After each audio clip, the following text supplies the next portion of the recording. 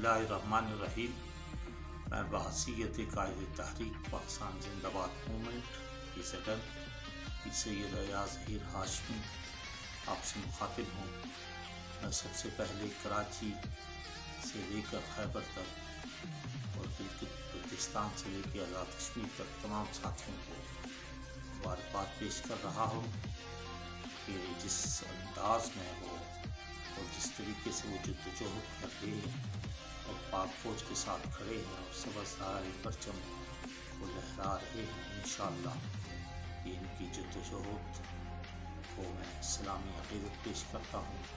خصوصاً قائد تحریک کی حیثیت سے میں مرکزی چیئرمین چودھری اسرار خان صاحب اور سینئر وائس چیئرمین جناب ذاکر شاہ افریدی صاحب کو بھی خراج تحسین پیش کرتا ہوں کہ ان کی قیادت و سیادت میں پاکستان زندہ باد موومنٹ کی صدر کراچی سے لے کے خیبر تک، گلگت بلتستان سے لے کے آزاد کشمیر تک اپنی سرگرمیاں جاری رکھے ہوئے ہے۔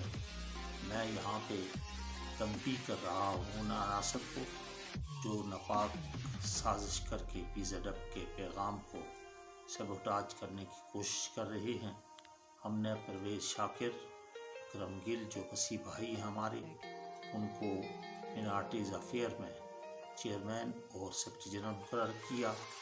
انہوں نے PZF پہ قبضہ کرنے کی کوشش کی اور خصوصاً عقیدہ ختم نبوت کے مسئلے پہ ہم نے ان کی رکنیت معطل کی، اور میں شوکت خان کو اور ایک اور شخص جسے کہیں امداد بنگش کہا جاتا ہے، وہ بھی اپنے آپ کو قائد تحریک لکھ رہا ہے، اور میں تنبیہ کر رہا ہوں اس کو کہ وہ باز آ جائے، ان کے خلاف قانونی چارہ جوئی کی جائے گی۔ پاکستان زندہ باد موومنٹ ایک نظریاتی تحریک ہے اور حکومت پاکستان سے رجسٹرڈ ہے۔ اس کا نام استعمال کرنا قانوناً جرم ہے۔